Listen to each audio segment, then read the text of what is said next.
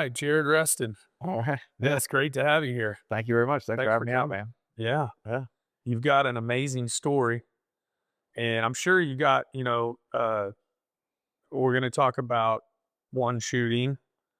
We can tell you've been in four, which Yeah. is, that's a lot for uh even today. I mean, that's a lot of shootings. Yeah. I mean, I had a great career. Really. Yeah, Yeah. we're going to cover that.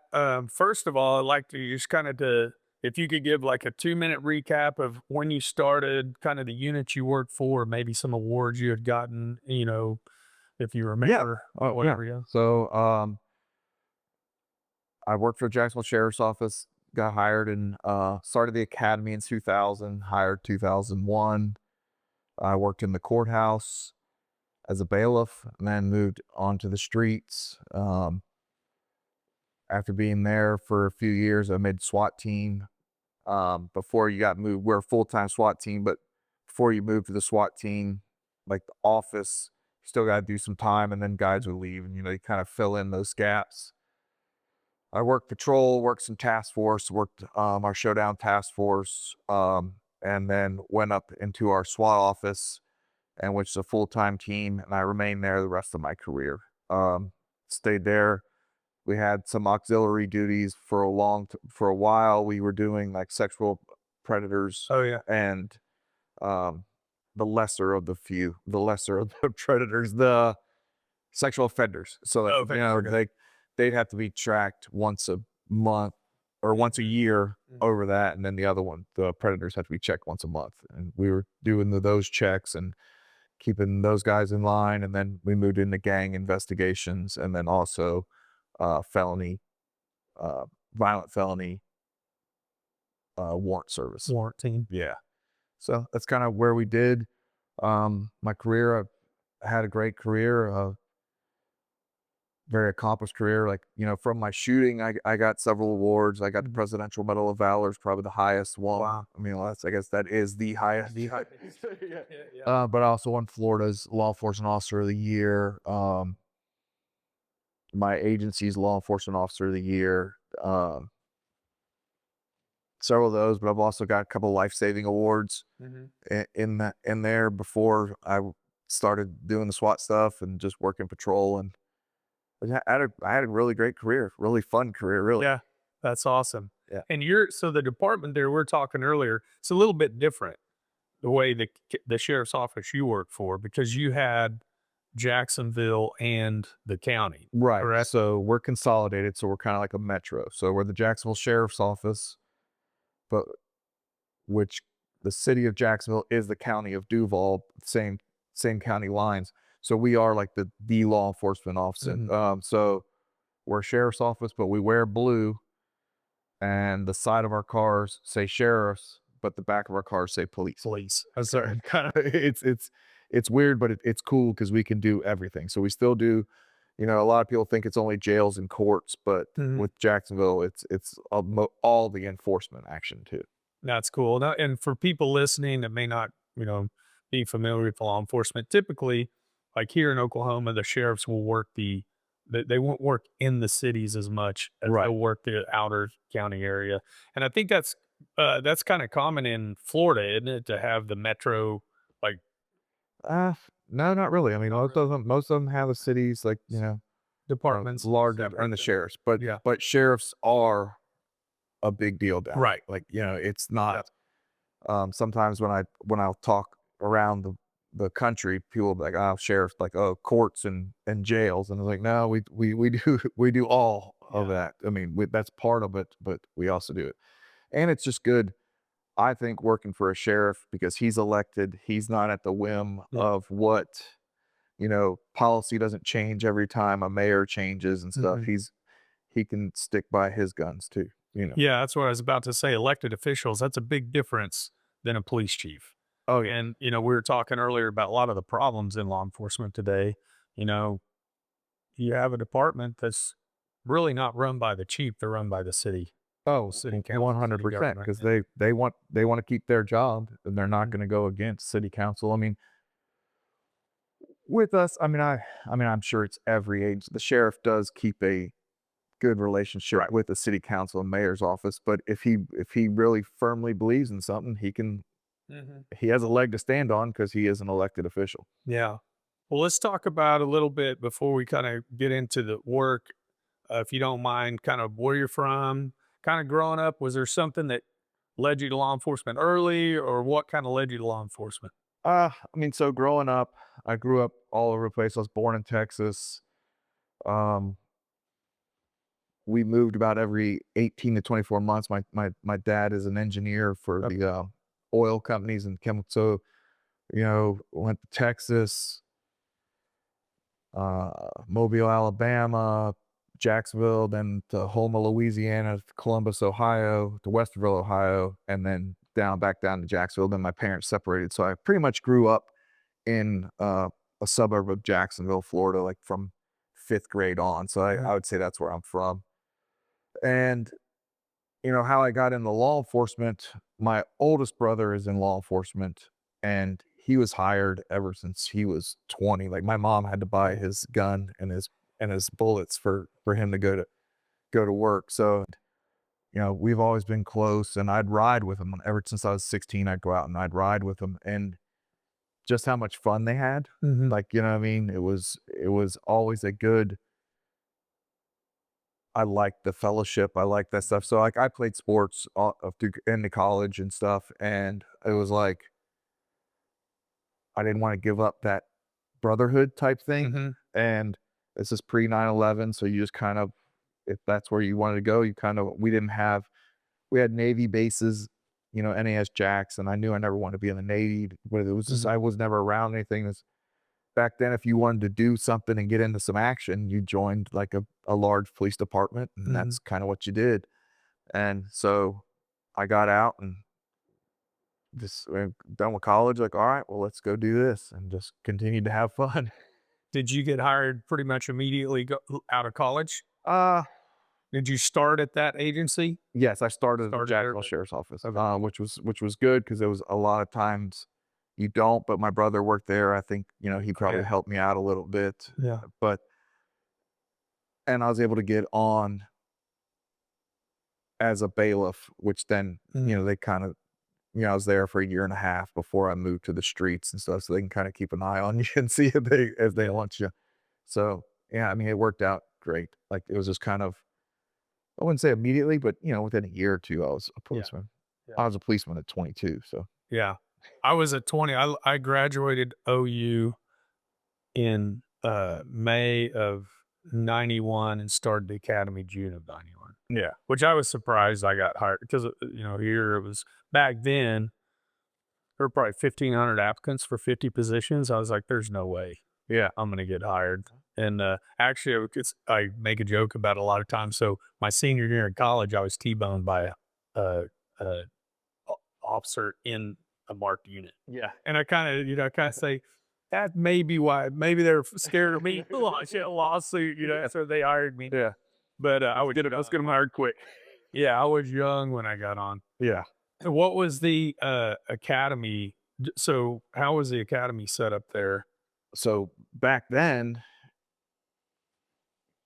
there was only one program, which was, police corps, Mhm. Okay. which started in Kentucky, and then we got it where that was the only one where an agency would hire you and pay you to go. So we had to pay, like, it was just like the local college. Mhm. It was ran by the Jacksonville Sheriff's Office, but the college Colleges kinda had it. yeah. Yeah. So, I mean, I paid to go to the academy, and then once you get done, then you pass your state exam, Mhm. then you're eligible to be hired. So, like, you kinda go into it, like, hoping you're gonna be able to get paid for it, Yeah. and you don't get paid during it, you didn't get paid, so, like, it was just like going to college again for another 6 months. Wow. So, Yeah, Dan Carly had talked about that. He yeah, was down in Florida somewhere. yeah, and so nowadays, though, like, most agencies are paying like, they hire you, they send you to the academy. It's still a college-ran academy, but you're an employee, so your academy class may have a couple of different agencies from that area in your academy class, but you're Yeah. hired. One thing funny I saw in Oklahoma City, we're talking about brothers, I saw a lot of this, and there were several. I could probably think of 5 right off the top of my head where the younger brothers became cops, and then their older brothers would go on a ride along and be like, "Oh, this is fucking cool. Yeah. This is awesome." And then the older brothers would follow. My older brother followed me, and then I have about 5 other guys that I knew that went through the academy, and then their older brothers came later. But yeah, the ride-alongs totally sell it. Oh yeah. I mean, it's a blast. I mean, God forbid you get like in a vehicle pursuit because like it's funny because my buddy Will, we were high school together, played football together, and we were hired together. But like he's always like, damn your brother. Like he rode with him one time. They got in a vehicle pursuit, like 3, like he's just like, this is gonna be the best. And my brother never told him this isn't every night. Yeah. Oh, yeah. So, it was hilarious. A lot of sitting around. Yeah.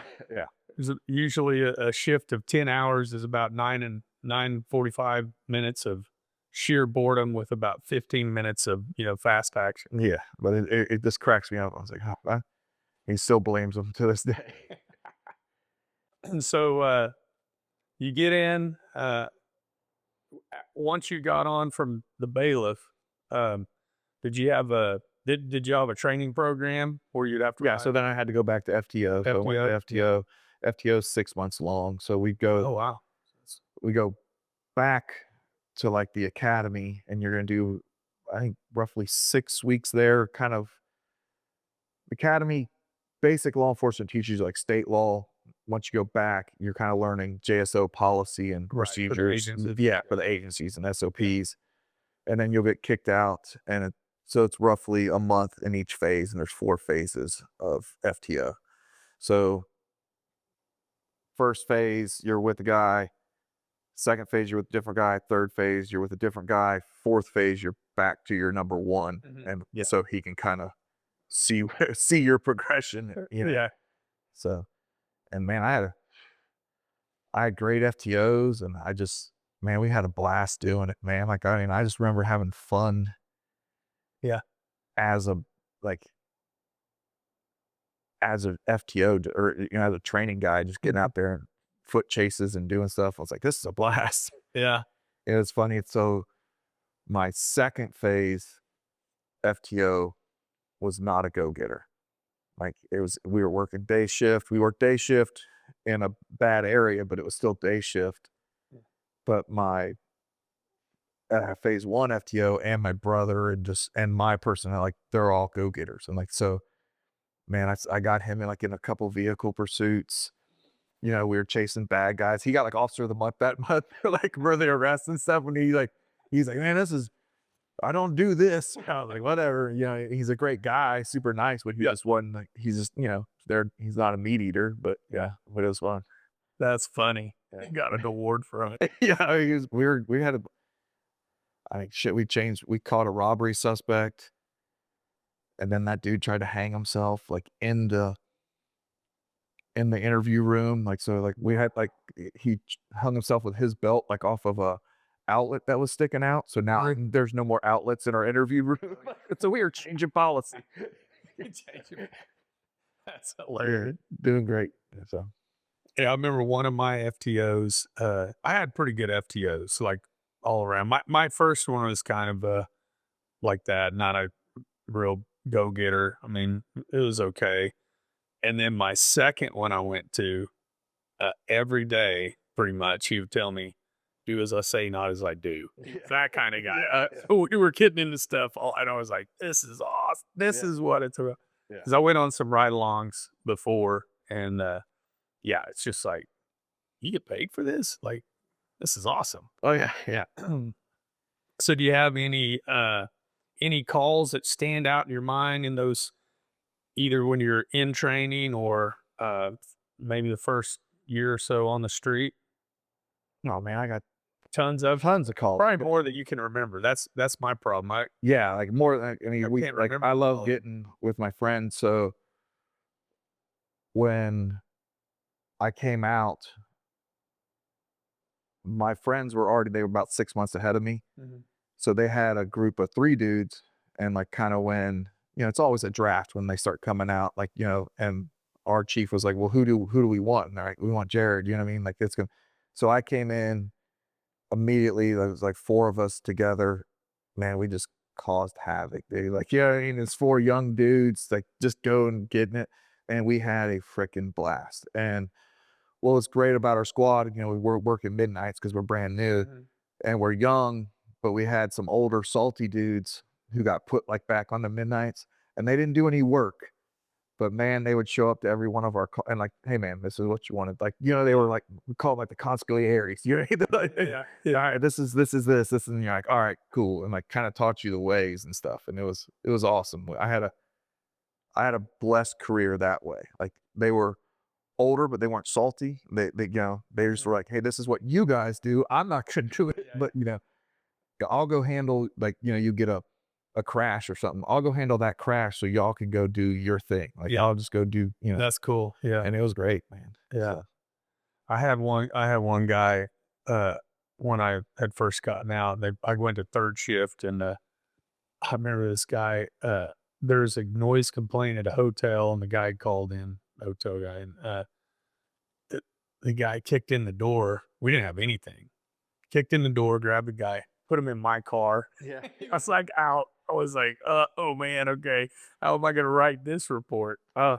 That's what the saying used to be, there's no bad arrest, just a bad report. Yeah. You know, you gotta write your reports well. Yeah. But I mean, and that was one good thing because I mean, shit, I mean, just being young and doing stuff, we did like, or like it was illegal. Like he ran. I'm like, well, why'd he run? Like, I don't know. He ran. So we chased him. You know what I mean? Yeah. Like the corner, they ran off the corner. So we chased them. Like, all right, well, what were they? Did they dress like? Were they looking like this? And again, like, oh, well, they were loitering. Oh yeah, yeah, yeah. That's Yeah, right. that's it. So I mean, it was good to have those guys, and I think it was also good that I had that experience in the courthouse Mhm. because I worked in a felony court. I watched how officers uh, Testify. testified and like Yeah. how detectives and like some of them great, some of them terrible, and like Mhm.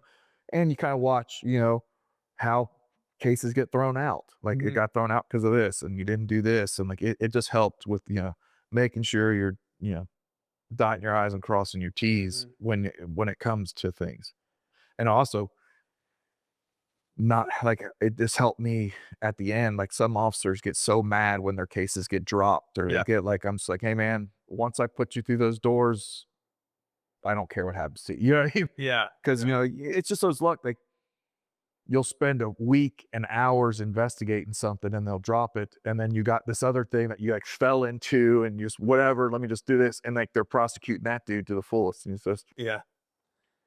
it's a Just coin wait flip. he crumbles Yeah. sometimes. It's like there's no rhyme or reason. It seems like sometimes. Right. I think that would have been a huge that would give you a great perspective though of seeing that before going on the street. Well, and 'Cause 100% it helps tremendously. I used to love to testify. There were guys who and we were in, man, every week we were in prelims, seemed like, and then there were guys who I really looked up to and like, man, that guy, I wish I could be like him on the stand. Yeah. I mean, I felt like I did okay, but it would have been nice to have a knowledge of kind of that before I got on the street because I never had been to court before Oh, or anything like that. So, like, before I got on, my brother would take me to watch him testify. My brother was that uh, guy that like he could have a jury eating out of the palm of his hand. Like they yeah, just paid attention to every word he said, and like he's just like, just get in there and tell a story, bro. Like, yeah, tell the story. Don't be. You can't be too nice, but you can't be too much of a jerk. You have to, yeah, like, and that's the thing is you can't. The guys who are just just the facts and stating this and stating that, people like they gotta like you. yeah, If they like you, they believe you. They, you know what I mean. It's an easier thing. He's like, use it just like you're doing an interview yeah, and you're, trying to get them on your side. And yeah, it seemed to work. I mean, I feel like I did good in when I wasn't the guy that, when it came time to testify, they're like, all right, you're not. We're you know what I mean? It'll be so it was good. yeah. It's cool to see the guys who and you brought up one point like you have to talk to a jury in layman's terms, not like you write your report. Yeah, and Right. everybody's trained to write a report, and so that was one thing I noticed right off with a lot of the guys, and especially the guys who were like in Vice and undercover and stuff. Man, they were always, Oh yeah. they could pull it out, and you know, being around some of those guys in court was cool, Oh yeah. and you learn a lot, because if you just try to go off your report, the jury's really kind of turns them off on that. I think so. So Yeah. yeah. So do you have was there anything, any calls that kind of impacted you early on? I had so many of them. Some of the most like that still give me the heebie-jeebies. Yeah. Yeah. Um, was a vehicle pursuit that we were in. It was a carjacking suspect just happened, and we're pursuing them all over. And it was a long pursuit, and then they turned into a apartment complex, which was a big loop. They went left, a few cars went left, I went right. And lieutenant got on the radio and says, they do not leave this complex, Mhm. which is like, he's like, and I'm like, Roger that. He's like, do you understand what I'm saying? So that we were in a shotgun, stop that car. Mhm. And as I was out, I pulled my car over and popped the trunk. As I popped the trunk, they come like fishtailing, skidding like right past me. And like, I just remember looking up and seeing like the edge of that hood of that car. Like, I was like, how fucking dumb am I? If they would have hit my car, Yeah. I'd be fucking dead. Like, and I could have just pulled like, right. You know what I mean? That was, I still say that was probably the closest I've ever come to dying. And Yeah. yeah, Yeah. like, and I remember that, man. Then they made the loop again, and we stopped them and Mhm. had a good foot chase and had fun. But like, those are the type of things that like that still gives me like the heebie-jeebies. Like when I think about like Mhm. how like just when I look over and it speeds past, not under control, and like that trunk lid like right there at my eye level, I was like, oh man, Yeah. that would have sucked. The what we talk about that in a lot of these interviews, the what ifs are usually worse than, whatever it is you're going through. And it's hard to get those what ifs out of your mind, especially when you have something like that. Yeah. And a lot of times it is on pursuits, like going through an intersection. Oh, And you know what would the most common, I'm clear, you're clear. Oh yeah, shit. yeah. Bam. You get hit. Those type of things where it's like, oh shit, man, we almost, I remember one night I had a call, a shots fired call, and a female officer went 97, and as she's keying up, the shots are going off, Yeah.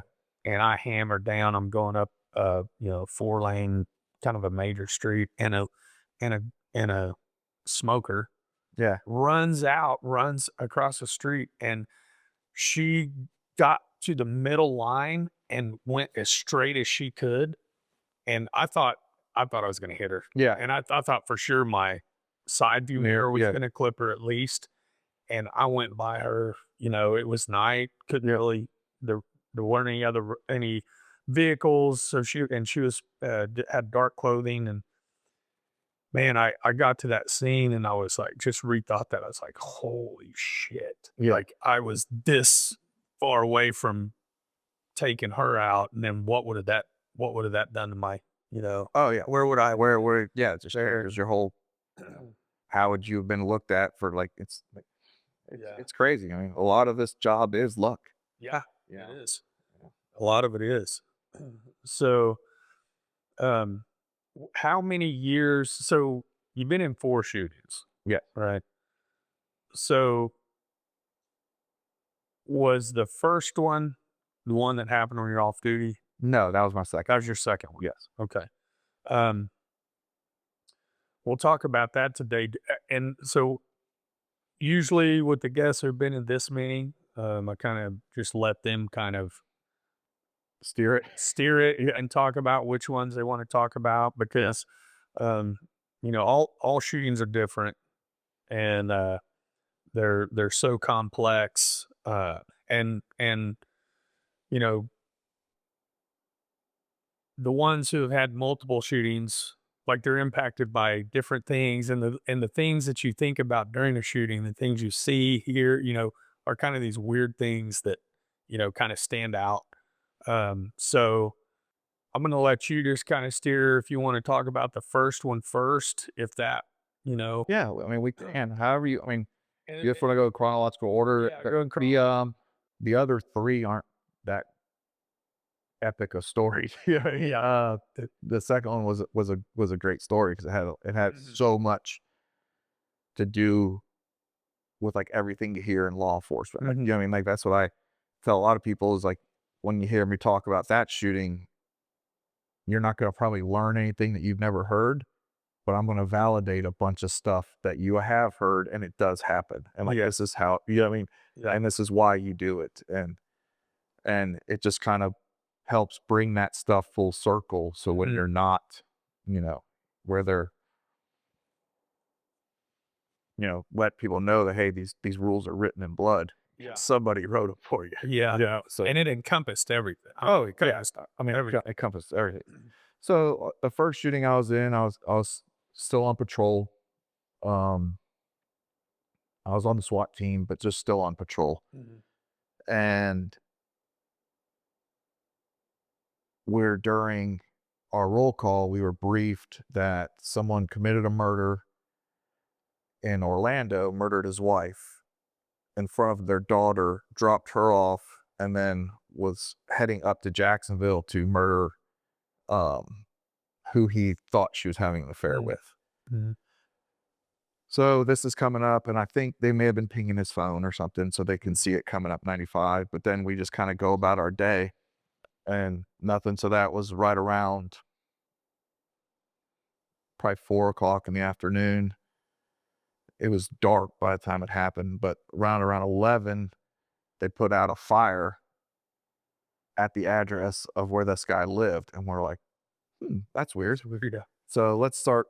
We started moseying that way. It was so we're broke up. We were broke up into 6 zones and then 3 subsectors in each zone. So we were zone 2, but we were in a different subsector than that. But it piqued our interest. Yeah. So we started heading to the other subsector. And as it got there, a police officer showed up. So the suspect kind of, there's a fork in the road.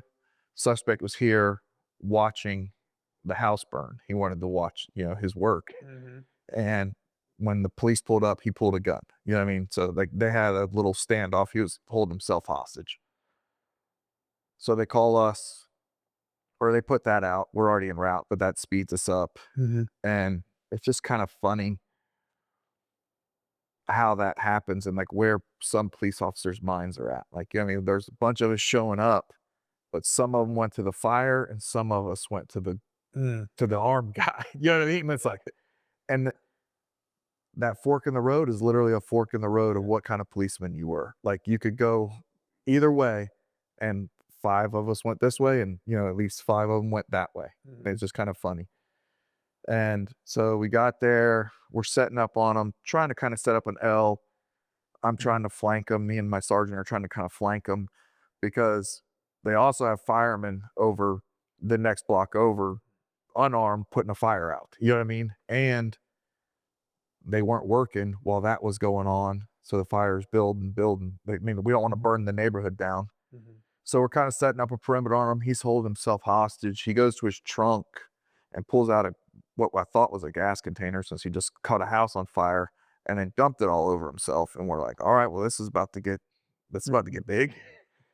It ended up being water, but like, so then he takes off running off to like his right if we're looking at him, like our left, and he starts running. So we start trying to cut him off to make it so he can't get to the fire. Mhm. So he ran in between a house and then kind of ducked behind the houses and he hid behind an air conditioning Mhm. big. And we didn't know that until me and my partner, we started like kind of like I'm going first. He's holding the edge. I'm moving down. And then he starts shooting at me like in between the houses. So I can hear that. So I go prone. Partner Scooter starts shooting the air conditioner because that's all because he would just stick his Mhm. gun out. So he's shooting. He's like he's behind the air conditioner, and he wasn't like cover fire. He was just laying down a steady like, "Tung, tung, Mhm. tung, tung," so it gave me time. So I back crawled out, ran around the other side. When I got to the back of the house to look in, I could see like his lower half of his body. He couldn't fit all the way behind it. So then I put rounds in him. Like I had an ACOG with one of those Dr. Optics. I was super badass, you know, like Navy SEAL type shit. And so I was able to put like 4 rounds in him. This just started tracking up his thigh. And then during that, he ended up killing himself. Well, that was the wound that killed him, but like he would have died very shortly after with those rifles in him. But and like every piece of the air conditioner like on, they were just all through him. I mean, he got mauled. Yeah. What was he shooting? Uh, I want to say a 38 revolver or something. Yeah. So, Wow. I mean, it was a pistol. So in that shoot, did you have any? That's a little different than some of the, where it's like, uh, where you're not in this event going on. It's more like instant where you have the physiological effects. Yeah. Tunnel vision or auditory exclusion, anything of that. And that one, do you? I don't really remember any of that because I mean, it was fast moving, but it was all tactic stuff. Like I remember like getting to the corner and Scooter's like, move, because he's gonna post up long. So he has my long coverage. Boom. I just, Yeah. I knew that if something happens, get down because Scooter's gonna start letting it eat. You know what I mean? And and it's funny, like our buddy Jay, we had rifles because me and Scooter were both on the SWAT team. Yeah. Jay had a shotgun, Remington 870. He said he came around like, boosh. He's like, that's like 50 yards away. He's like, what did I do? So he just went back and like, I'm gonna talk on the radio. But it was just funny. Yeah. They were, and it was just all training. Like, yeah, I mean, like I got out and I told him what I was like, hey, I'm flanking him. Like he knew what I was doing. He knew I was gonna try to get that angle on him. And he just steady. I mean, he didn't, I don't ever think he reloaded. I mean, he was probably almost out by the time it ended. But I mean, it wasn't panic fire. It wasn't anything crazy. It was just like steady. Like, hey, I'm gonna give you time to get over there. Just give this guy something to think about. Yeah. Let him fight him, right, or try to hide or whatever while we could get. And it was just training, man. And it was awesome. And the good thing about that, I just remember sitting like in the patrol car, like when they put you by yourself, and just happy that I answered the bell. Like, because you don't ever know how it's gonna be until you think you're gonna be able to do it, and everybody thinks this, but every cop has that dream. The gun won't. You can't pull the trigger. You can't get it out of the holster. Those type things. So that's a good question. The dream I always had was I would uh be going against somebody would be coming at me, we'd be going and I'd be shooting and the gun was functioning, but it just wasn't doing anything. I hear a lot of them, they see the bullets come out and fall. Yeah.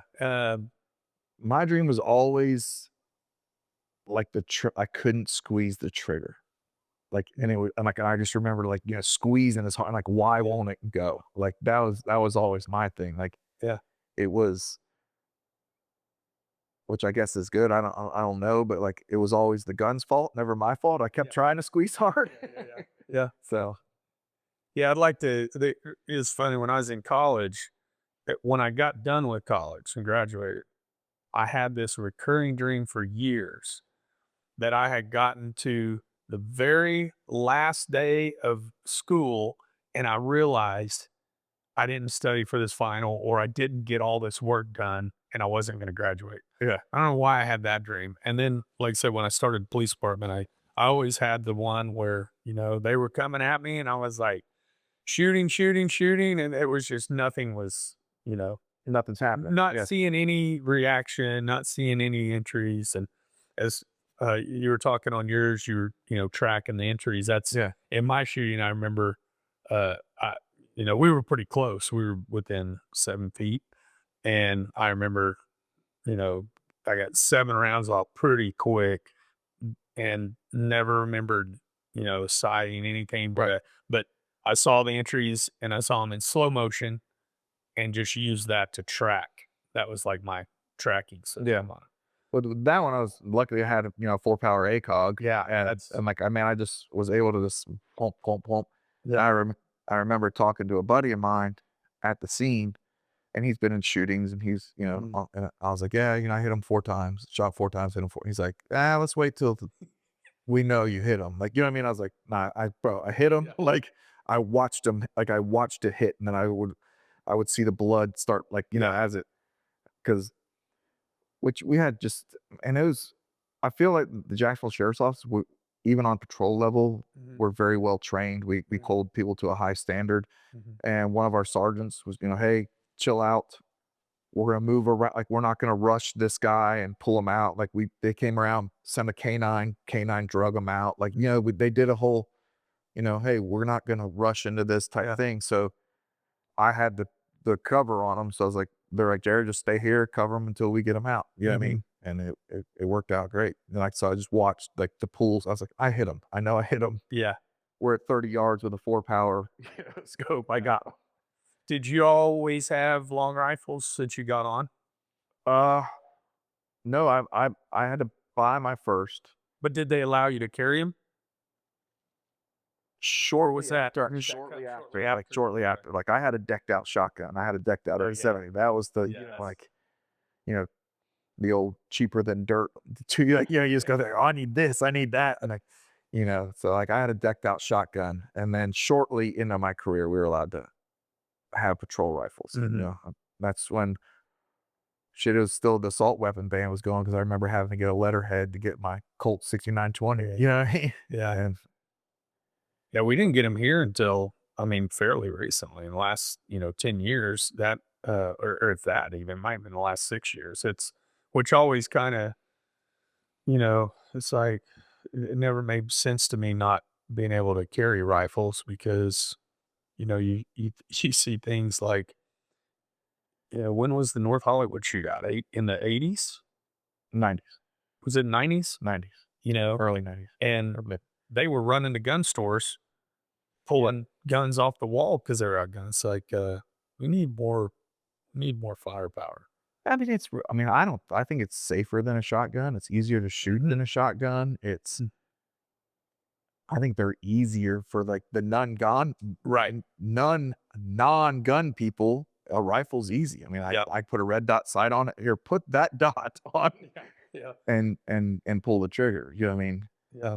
They're pretty forgiving, on trigger slapping and things. I mean, it's a better tool. I believe so too. Yeah. I agree. So the first shooting, how long had you been on at that time? Roughly 4 years, 4 years. counting like my bailiff time, Bailiff stuff like, time. yeah. Yeah. So, no, uh, first shooting off probably a minimal amount of time. Sounds like probably not. Yeah, like, Yeah. Mm. it's, so for us, we're not like one of those agencies where it's like, "Hey, you're off until, Yeah.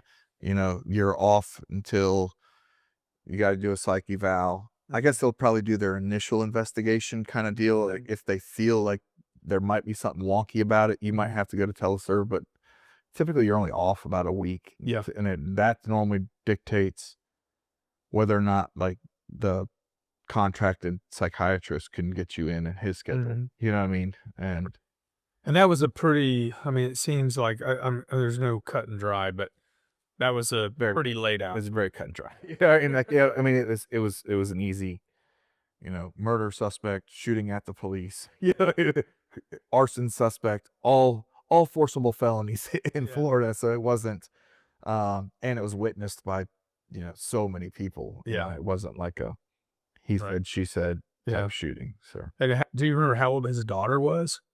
she was a child. Like, Wow. I That's crazy. yeah, I mean, That's wild. that's one thing I don't really do. I don't try to, like, in all my shootings, I don't Yeah. look back on and investigate the suspect, Yeah. or like why he probably did this, or Yeah. because I don't care. Yeah. You know what I mean? Like, Yeah. I did my job and that was it. Yeah. Well, I don't Get into care the why you weeds go on into this, or Yeah. or whatever. Get into the weeds, like, I just don't. Yeah. And so after the first one, how long was it to the second shooting? Probably roughly 2 years. 2 years. Yeah. Now, where was your brother? Was he in patrol when your first shooting happened? No. So he was either a robbery detective or with the air unit at Oh, that time. nice. Okay. So So the second one, 2 years, about 2 years goes by. yep. So 2 years go by, and I'm working in the same zone, but at working off duty at a Regency Square mall, which is just a regular mall that has us there on Friday and Saturday nights. Kids hang out there. Just it's a mall hangout. So they so for listeners who don't know what like off duty is, it's probably when you see like policemen at like concerts or something like that. That it's like an overtime or kind of an extra duty where you can make money, but the business kind of pays you to be there, but the business has to pay us and the city for the use of us Mhm. kind of deal. So that's what off duty is. So we were working off duty, and it was me and my partner, my best friend, which we were just working off duty that night, but we're partners on the street and everything else. And we get notified of a shoplifter, but they're going to be exiting out the south doors, and it's a mall, so it's large. Mhm. And we were on the north side of the mall, so we're not going to take it. And it was just kind of, it's funny because I talk about, how things can escalate so quickly. Like, I'm working off duty, but doing the least amount of work possible and still get paid. So I was sitting there talking to my wife on the phone, Yeah. and For a we, lot of times, it's just a presence on an off duty deal. yeah, It's kind of like you're it's just like, the presence of being there. right. Yeah. And so instead of like on a busy night, um, pulling offers off the street to write like Yeah. a shoplifting at the mall, they have like that's all we were there to do Mhm. is like kind of just handle the illegal so it doesn't take dudes off the street. Yeah. And so we're bringing up the shoplifting, and you can see there's a white male and black male exit the store. Loss prevention comes up, identifies themselves as loss prevention, and the white male starts to physically fight him like right away. And I was like, shit. So I was like, hey, gotta go. Hang up the phone with my wife. Me and my partner get up out of the thing, and we take off running. Mhm. By the time we make it there, they already had the white male in custody, and they're like everyone's getting dusted off. Like they fought on the ground. Like, I mean, it was a fight. You know what I mean? Mhm. So I'm like, all right, everybody good? Everybody, yeah, everything's good. But the black male also stole something. We want him apprehended. I'm like, all right, well, where's he? Because he's not there anymore. We lost track of him on the cameras and stuff.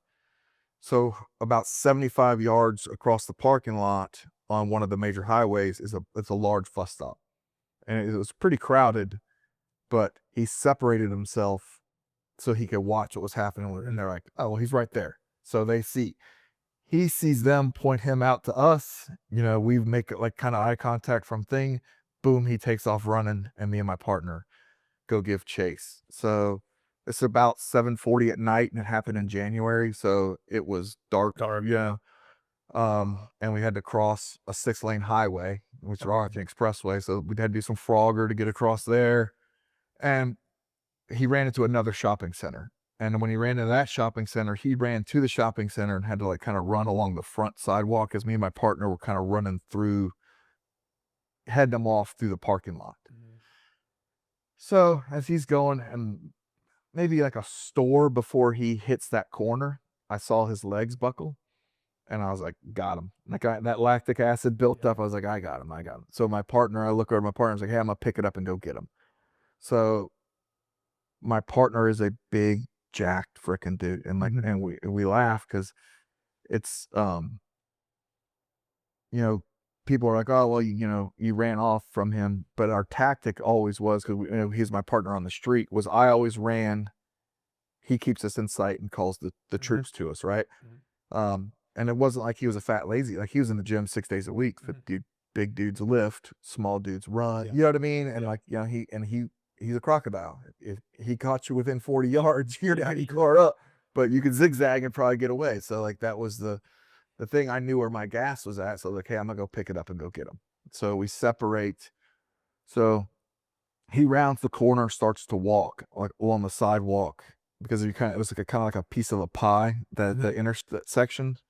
So I didn't know if he was trying to act like nonchalant to the Mhm. other people, or was If you're super tired. tired. You know what I mean? Sure. But I got to him. I drew my taser because at that point I have possible retail theft and resisting an officer without violence. You know what I mean? 2 misdemeanors. So pull my taser, come around the corner, identify myself as the police, that he's not running from loss prevention anymore. Like, this is the police. Let's give this up and walk on back. You know what I mean? We'll get this done. And he turns around and looks at me, and he never says anything, but he puts his hands up, but he keeps backstepping. That, that suspect kind of walk. Like, I'm like, don't do it, bro. I'm going to tase you. Don't run. And he turns and starts running. So I give him a little bit. I put the dot on his back with my taser, squeeze the trigger, and nothing happens. And I'm like holding it there for what seems like an eternity. You know what I mean? But I'm closing the distance on him because I'm running and he's gassed, And I was like, shit. So I looked down at my taser and the LED readout's just counting down on the back. I'm like, great. So had to safe it, holster it. And as soon as I got that done, he's now like right on me. And he was wearing a black hooded zip up sweatshirt. So my plan was I'm going to grab him by the hood, dump him down, and we're going to go to the ground and put him in custody. As soon as I put that hand on his hood, he spun high and like overthrew his arm and then came to rest like this, which, when I talk to people, like that is a big key indicator. And I was able to pick it up quick that this was not a guy trying to get away. He's here to fight. Like this is a fighting stance. And I try to tell people, you don't have to be hit to be in a fight. You got to recognize these things. And, that bladed with his chin down, I was like, all right. And I like to fight a little bit. So I'm like, all right, let's do this. You know what I mean? So we start fighting. I started headbutting and like elbow striking and knee striking and trying to get him to the ground. I still want to get him to the ground, control him. And my partner would come up and we'd put him in handcuffs and walk him back. Or call for a car probably at that point because it's been about a quarter-mile run. But either way, seconds into that, he produced a pistol from somewhere on his body. I don't know. I can't say I didn't see the signs, but I didn't recognize any of the signs when he was running. Like he wasn't gripped at his waist. It was shocking when I found out that he had a pistol. You know what I mean? It's hard to run with a pistol, even when it's, you got a decent holster. Yeah. Well, I mean, and it wasn't in a holster. It was in his waistband, I'm guessing, or in his sweatshirt or something. And it was a Glock 21. So, I mean, it wasn't a small gun. And so seconds into the physical fight, I felt like a heavy impact to my face. I never heard the shot. I never saw the gun first. And I thought it was a punch. So when I felt like the impact, I started falling to my left.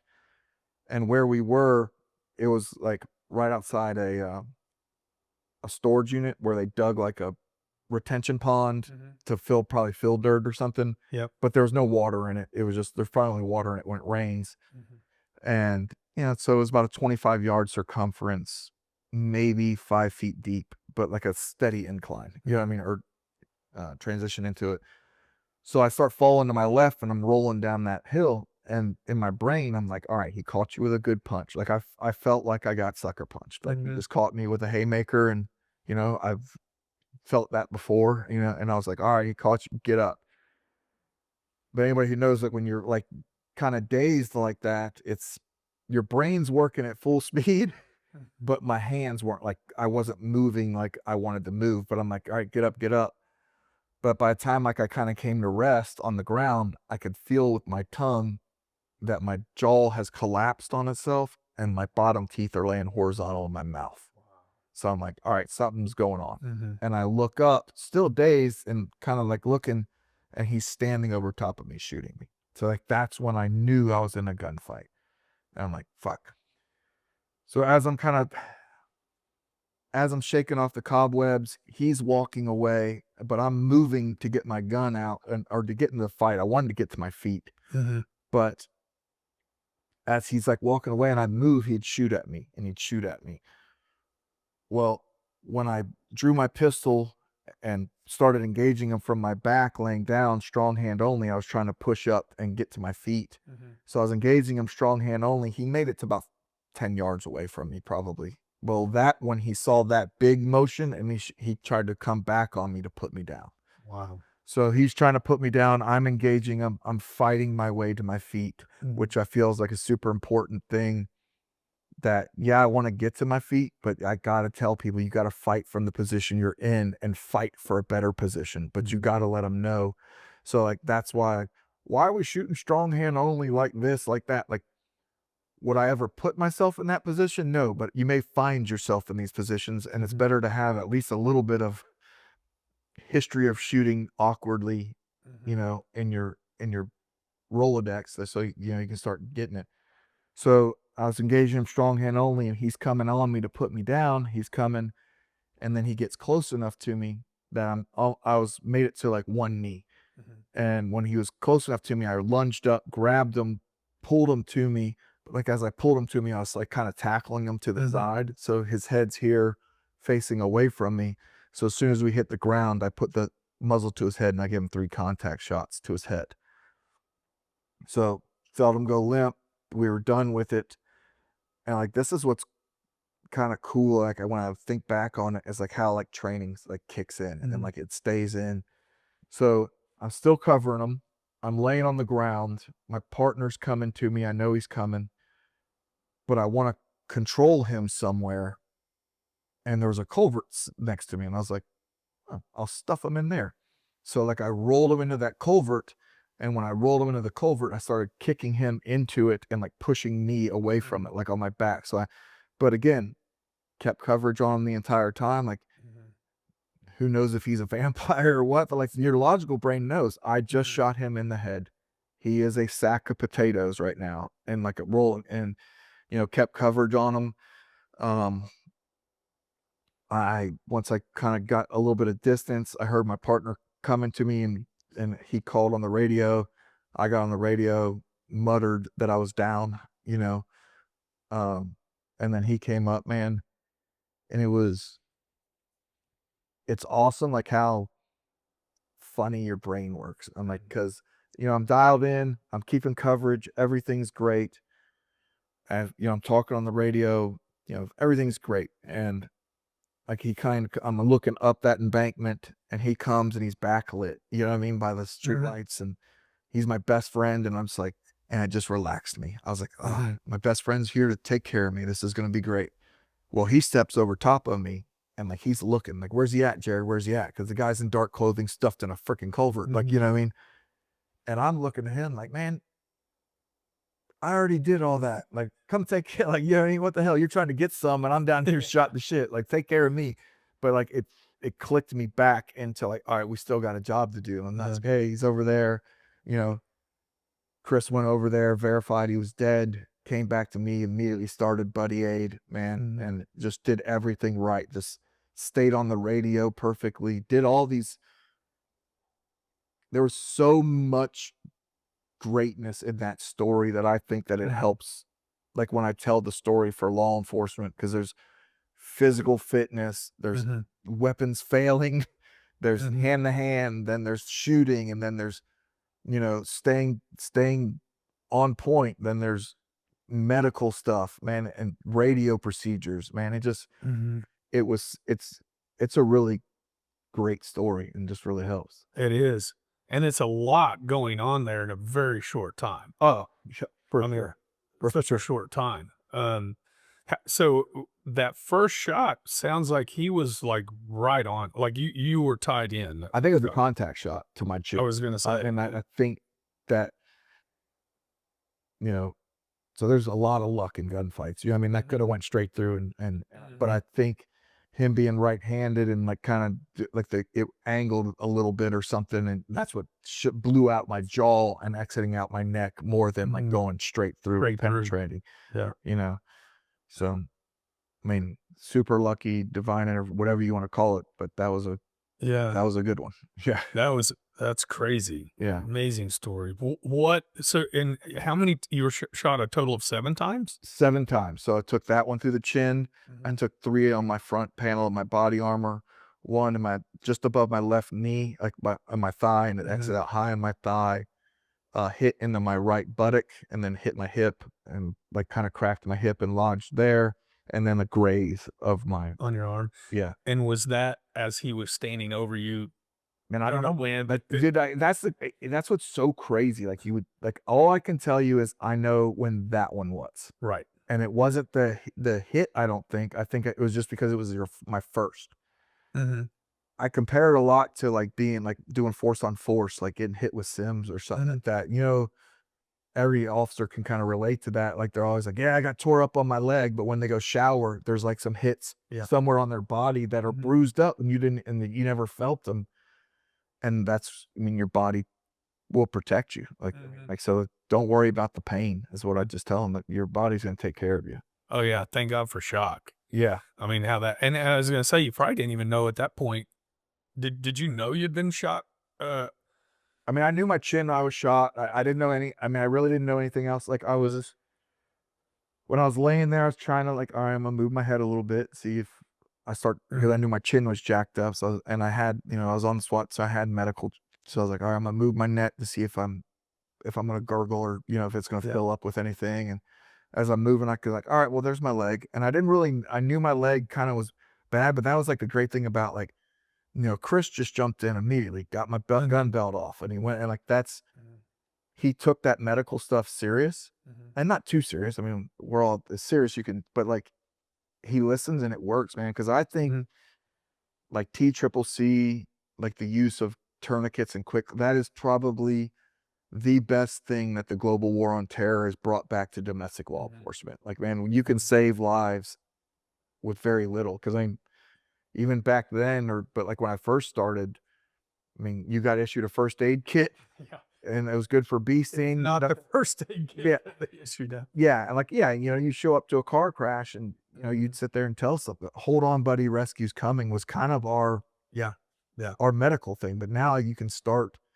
you Mhm, know, helping people, and stopping bleeding and doing stuff, which, mhm, it's pure life saving. And just him being able to when he started like running his hands down my leg, I didn't know what was happening. He sunk his thumb into my thigh, that exit wound, and I was like, mhm, "Oh, yeah." Still there, we felt that, him because he just stuck his thumb into my my, mhm, and he's like, "All right," keeping pressure there and doing stuff, and which was great because how he was doing it and what he was handling was such a great example of mindset. Because then there's other officers who show up I mean, I think everybody there knew me, mhm, but they weren't my best friend. You know what I mean? And no one brought me a band. Like he's on the radio saying like, and police show up before rescue shows up. You know mhm, that. mhm, And mhm. not a band-aid, nothing, man. And people were just like freaking out. And he's Wow. staying dialed in, just like I remember one guy sitting there, Chris is working and not really working, just keeping pressure. And we're like, he's like, bro, you're good. And I'm like, yeah, we're good. Like, dude, we're dapping and stuff. You know what I mean? I was like, yeah, fuck that guy, Yeah. And like this other guy's like, well, you know, they need to hurry up, man. He's gonna die. And I'm like, hey man, my ear's I still can hear you're you. yes. It's not that much of auditory exclusion, you know what I mean? And my partner's like, man, just get out of here, dude. Like, Yeah. you know what I mean? And it's just funny because you don't know how you're gonna act Mhm. until you're tested. And it worked out great for us. Well, that's a huge testament to training on both ends. Oh, Like the 100%. training you had and everything you experienced on your end and fighting through and position and uh but then on his end too to be Oh, able to and come I'd in. say That's I don't know if I could have been able to handle it as well as he handled it if yeah. our roles were reversed. You know what I mean? Like, man, it was great. Like, you know what I mean? Like you could when you listen to like the radio call, man, he never misses a freaking he's Mhm. got me on the ground, he's got a like he's got another witness that's kind of moving like, I mean, he's got a lot of shit going on Mhm. and he doesn't miss a radio call. He doesn't let it spin out of control. Like, Mhm. you know what I mean? Like, Yeah. you've heard radio calls, it just gets and Yeah. it starts with that initial officer losing his mind. You know what I Mhm. mean? And he just stayed calm and put everything out. And man, it was great. The scene got put out real. I mean, it was It sounds like that training kicked in on his end quickly and very well, and that's the biggest thing I learned in my shooting was, and I have a quote, and I say it probably every people, might get tired of hearing this, but my tagline in my email is, we do not rise to the level of our expectations. We fall to the level of our training. And And that's what, I've been in a few things to kind of see training kick in, but on a level where there's no thought, it's just instinct and everything kicks in. And sounds like on his end that kicked oh, in big for time. sure. Yeah. And it was on both our ends. You know what I mean? Yeah. Like Yeah. and it was, and it's two sides of this, one's like doing dirty work and one's cleaning up that work. But Yeah. man, to me, mindset is doing the job that needs to be done at that time correctly. Yeah. You know what I mean? And it was it was funny because like, he was only like 20 yards away. He was Mhm. where I attempted to tase the guy Mhm. is where he was when the guns, but Okay. Yeah. it was a storage place, so they had U-Hauls like parked out in the parking lot. So he was close but couldn't see us. Mhm. And it was funny because so this happened in January, and probably like the third week of December, we went and trained with some 20th group guys and did a 3-gun class. And it was just so we did a lot of shooting there, and like so he heard a lot of shooting, and in his mind, it never went that somebody was shooting me. He was like, "Jared, damn, how long are you gonna shoot this dude?" You know what I mean? Yeah. And like Yeah. that was in his mindset. It was wild. So Well, it's interesting. It's almost like, before you're talking about a fork in the road, it's almost like the reverse fork. You got two of these things and they're coming together to take care of that. That's pretty awesome. yeah. It is, like you said before, it's it's it's a awesome story on both sides. It's All right. I crazy. mean, I think so. I mean, it's and I just happened 17 years ago, almost 18 years now, and Mhm. man, I get contacted twice, 3 times. Man, I was involved in Mhm. this. Thank you for, putting it out there. And I think it's therapeutic for me too to kind of tell Mhm. my story Yeah. and just let it help and do stuff like that. Because again, it's not a bragging because there's so much luck that was involved in that. Yeah. But like for me, it has so much that your mindset will help you take advantage of the luck that you're still in the fight. But it doesn't stop at mindset. I then had the skill set to put the work in of shooting strong hand only, hit what you know what I mean, a Mhm. moving target and do these things to put them down because you know shooting at somebody doesn't really do much. Yeah. It's only hitting them and ending that fight that Mhm. gets it. He was struck 8 times. Several in his his torso, but only one of those kind of because he was giving me like a weird look with his back. Mhm. So and I was shooting. I had two dead center of his shoulder blades. The one closest to the spine hit that shoulder blade or went in, hit the shoulder blade, traversed up, and then exited out his trap. And bro, no major, no, Mhm. not like, but it was target wise, if you looked at it, Mhm. that was the better shot. You Yeah. know what I mean? Mhm. But the other one that was just to the left of it punched through his ribs, through his lung, up into in his neck and severed the artery in his neck, which he was dead. Oh, wow. So, but he never he would have been dead before my partner got there, right? He Mhm. wouldn't have made any help. Like, I mean, but he spent the what rest of his life fighting. I Yeah. mean, that's the difference between the pumpers and switches because when I got a hold of him and I put to the top of his head, he was still alive. And when I hit that to to his brain, Mhm. that dropped him like that. Like, so it's just weird on how fast they drop when like Mhm. between a switch and a Yeah. pump. Yeah. It's a great point on having the, luck and the skill set added to that Yeah. because, and that's one thing, training, there's just nothing you know, that there's nothing that can take that place. So we also talk a lot about visualization, about like just constantly, Oh, going through these things in your mind and the importance of that. yeah. Oh, 100%. Like that's so like, I mean, I get questions all the time. Like, when you shot him in the head, like when that happened, you know, does that mess with you? Because like even like some of my highest speed freaking Mhm. military friends and stuff are like, bro, I've never really like up close done something like is that? And I was like, and it really hasn't because I've done it 1,000 freaking times in my head. Like Yeah. man, like I had a great DT instructor, Tom Couture, and like one of his things was, yeah, man, screw that Glock into his ear and let it eat. Like, you know what I mean? And like that's Yeah.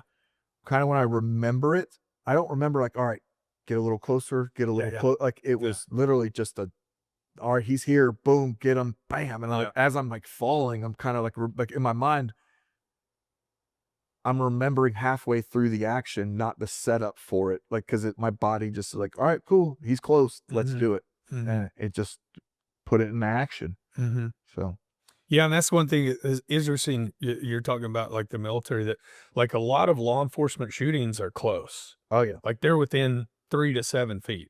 right. And it's it's a lot different than being in a longer setup. I mean, and this is what I was talking about earlier. Yeah. Like every shooting is so complex and different. This shooting compared to that first shooting, totally different set of circumstances, scenario. Oh yeah. Um, And kind of like what your lead up to it, mhm, right? So mhm. I'm driving miles Yeah. to go engage a guy with a gun. Like I'm going to this gunfight. Like I'm preparing, I'm grabbing my stuff. This was a shoplifter Mhm. that tried to murder me. You Yeah. know what I mean? And you don't, Yeah. that's where, that's where I feel like training speeds up Mhm. that, what's going to happen type thing. You got to have violence Mhm. on speed dial. Like it doesn't need Mhm. to be buried back in the Rolodex because you don't know how fast it's going to come.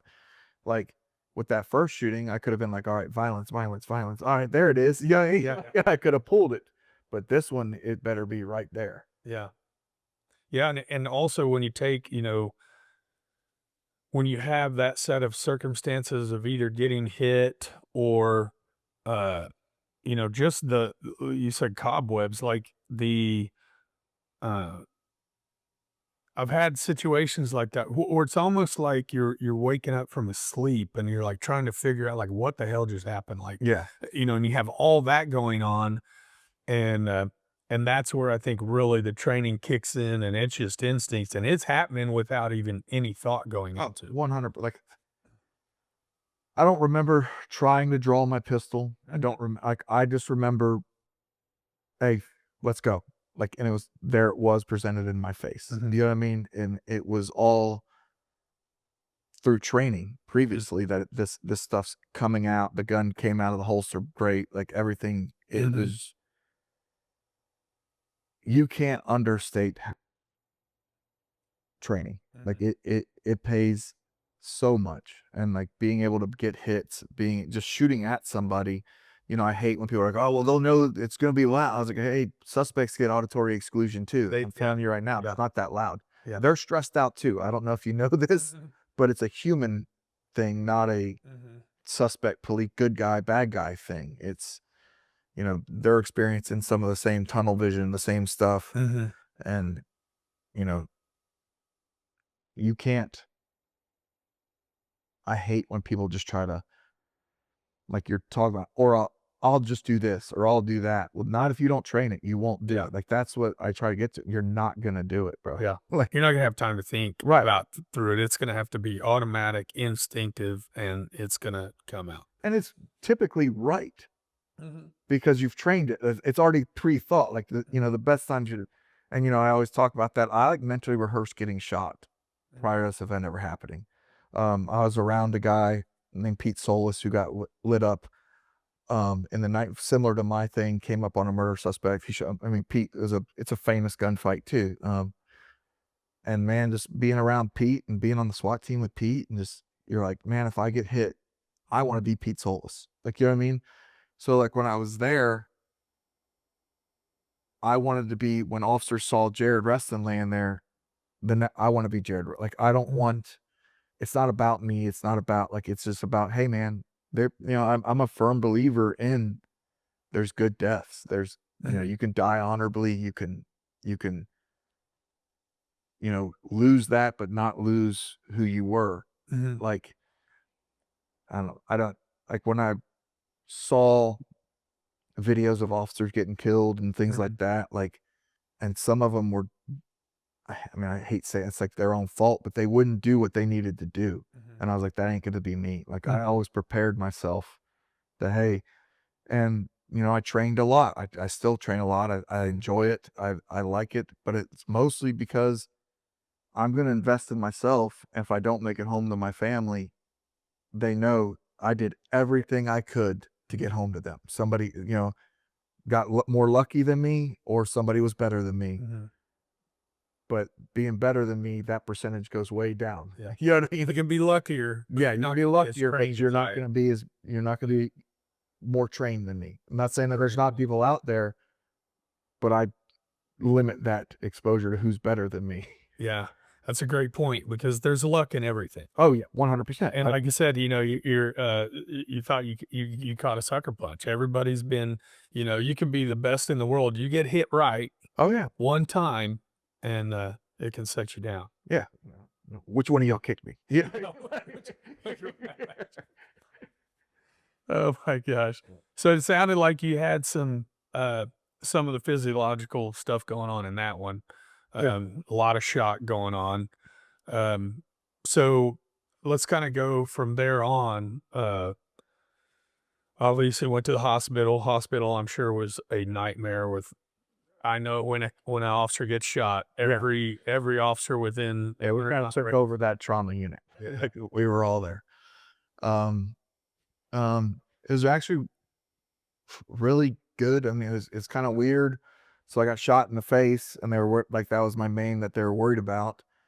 And our SWAT team lead doctor is the maxillofacial surgeon. So like, Oh wow. they just called him in. You know what I mean?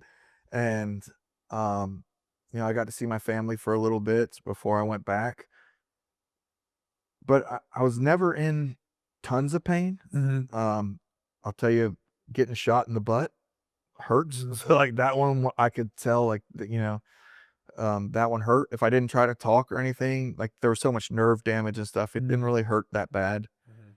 Um, and I was just kind of calm. I just remember telling them like, hey, like, let's go to surgery. Like, I'm ready to wake Mhm. up and be okay. You know what I mean? Mhm.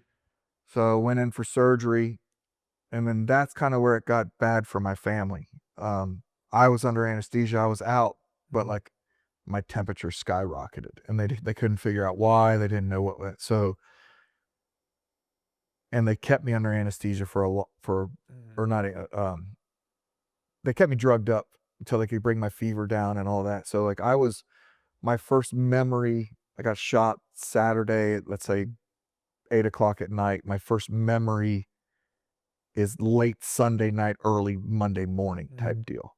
Um, and my jaw's wired shut. They had me in freaking hospital handcuffs and Mhm. stuff, but I had a notepad and I wrote stuff to my family and did things. Really? And, but I mean, the hospital was great, but I wanted to get the hell out of the Out of there. hospital. And I was like, all right, how do I'm fixed for what you can do now. Like, how Mhm. do I get, I was super dehydrated. They wouldn't IV me like I wanted. I'm like I'm peeing pancake batter. You Mhm. know what I mean? And I'm like, I need um they would only, because it was ICU too, so they would only allow like 3 people in Mhm. at a time. Mhm. Just I was like, man, this is kind of crazy. And I just wanted my wife and my son. Like my son Yeah. he was 1 at the time, Oh wow. and it was just weird because they're like, "Well, we can't have your son come in until a psychiatric doctor says it's okay." I was like, "He's 1, dude. He doesn't Yeah. know what's He's not. happening. I Yeah. just want him to lay with me." You know what I mean? Yeah. And so my doc kind of came in and was like, "Hey, and Jared, you want to go home?" I'm like, I'm right. Like, yeah, get me out of here. You know what I mean? And he's like, "Well, you got to walk before you like." And I think he was like, "Oh, you got to walk. Like this will keep him down." I was like, "Roger that." So Mhm. I checked myself out of the ICU to go home Tuesday morning. Wow. So, which is Well, probably one of the smartest things that they go like, you know, they go at home. There's a whole new set of problems. When you get yeah, home, but trying to it deal. was, my wife's not a doctor or a nurse, but she took great care of me. And, Yeah. But again, like some of the SWAT medics came over, gave me some IVs, and immediately made me feel better. Like, Yeah. man, the pain was there, and it's like especially during like the wound rehab and stuff. But Mhm. it was more of a psychological thing for me because my jaw's wired shut for frickin'. I Mhm. think it was wired shut for about 8 weeks. I'm going on 8 weeks, Mhm. and I'm not a small guy. I like to eat. I like, you know what I mean. Yeah. So like living on protein shakes and ice cream, just Yeah. God, it sucked. So That oh, was one of the things that I always feared more than anything else of getting a broken jaw and have to have my jaw wired shut, which I never did. yeah. But that's I was like, oh god, that'd be the worst thing because I couldn't eat. Couldn't. Oh, it sucks. Yeah. I used to just sit there and try to like rip my jaw apart. Like I think I can do it. Like, you know what I mean? Oh man, it's So how much reconstruction on the jaw did they have to do? so tons. So like the bullet hit me dead center. Mhm. And like if you just imagine like those bottom, like it just split it right down the middle and then demolished the left side. So like these are all fake teeth. This Mhm. is all they had to after one of the surgeries, they had to like harvest bone from my hip to fill Yeah. that gap. And then they put the the chain on it, the plates and stuff to kind of build it up. So I mean I had probably roughly 15 surgeries and 14 of them were on my jaw to fix my jaw Mhm. and stuff like that. And how long of a period was that? Years?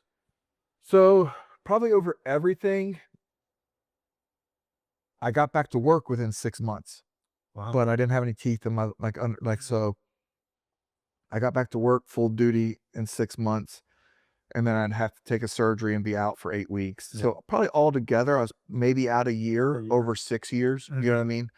But, like, I mean, it went on like, I wore braces for 5 years, you know what I mean? Yeah. Like, I had like, I was like a started when I was 30 until I was like 30. I was like, "Hey, guy," like, you know what I mean? Like, I wore braces and just and it just was a, the hits keep coming, like, it Yeah. was so they left the bullet, like, in my hip Mhm. because it wasn't they like, your bullet either they're like, "It's gonna encapsulate it or it's gonna come out, Mhm. we'll figure it out," you know? Maybe 4 years after the whole incident, I'm in the shower one day and I'm just washing and I was like, "That's a weird knob." Yeah. And I called my wife. I was like, "You ever felt this?" And she's like, "No." Went to the doctor and bullet moved its way to the surface. They just lanced it and pulled it out. Yeah, and so another Wow. surgery for that. Yeah, it's just That's pretty quick to be yeah. out in Saturday, out Tuesday, Oh yeah. especially with that. Oh, it was real quick. Like Yeah. it was um probably not my smartest thing, but I don't like Yeah. no, but Nobody wants to be in the yeah, but no one hospital that I've long. never been known for my smarts. So yeah, but I mean it wasn't bad. Like some of the crazy stuff was because my jaw's wired shut and they're sending me home with like a jar of liquid codeine and liquid um Oxy oxycodone. It was oxy it was liquid oxy. And I was like, holy shit. Like so like that was one of my things is like I'm gonna kick this stuff quick because I'll be in Mhm. my short shorts at the trailer park selling some ass or something. Because Yeah. I was putting people in jail for it the week before and I saw what Yeah. it did. So you know what I mean? It's like, man, so like that was my thing is always like trying to stay off Mhm. of because I always tell people, he didn't kill me, but he's also not gonna take my life. Right. Like, you know what I mean? Like, I'm gonna be the same person that I've Mhm. always been, and I'm not gonna be defined by Mhm. one shooting or something. Mhm. That again, it just validated my training and what to do, Mhm. and it helped. Getting through it. Yeah. Well, that's a legit problem. I mean, I have a good friend when I first got out of the academy. I think he was in an accident, got hurt his back really bad, and he Yep. got hooked. And he got to the point where he ended up taking his life years later because he's just I got several, or not hooked. several. I have a few friends, Yeah. exact same. Started with their back or whatever, and Hmm. it just goes. I'm the same way. I've had a lot of surgeries, and I don't ever. I get off everything as quick as I can, Yeah. if I even take it at all. Yeah, I try Because it not just to, but then also I try not to. yeah, you can't get that If I get behind pain, like mhm, it's like, but again, I I I use it as long as I need it, and as soon as I don't need it, it's gone. Yeah, I'll go to ibuprofen as soon as possible. yeah. So once you get past that, where did you go, I'm assuming you kind of probably went back to a light duty, and then did you go back to No, patrol? I never went uh to light duty. So you just went straight I back went to straight patrol? back to I went back on patrol. I was already in our SWAT office by then. Okay, So I okay, went back to our SWAT office. Yeah. okay. And then did you, stay in there Yeah, for for the the rest of my time? career Then your other shootings were in the SWAT office. in Well, SWAT? yeah, so yeah, my other shooting was actually my only SWAT. So, where I worked was with the SWAT office, and I guess you could kind of say my last shooting was SWAT related because I was at SWAT training Okay. and I shot a dude on the way to lunch. But Oh, yeah. so you could kind of say that was SWAT related, but it wasn't. It was Yeah, just being at the right place at the right time. yeah. But so my next shooting was probably I think it happened about every 4 years. Like I kind of get Yeah. into something. 3 4 years, and we had a guy who murdered his brother, his brother's friend, attempted to murder his mom and dad. They just lived by modern medicine as well, Mhm. like was able to keep them alive, but screwed them up a lot. And then he did that in the county next to us, and then came to Jacksonville, robbed a store, and then disappeared into the woods.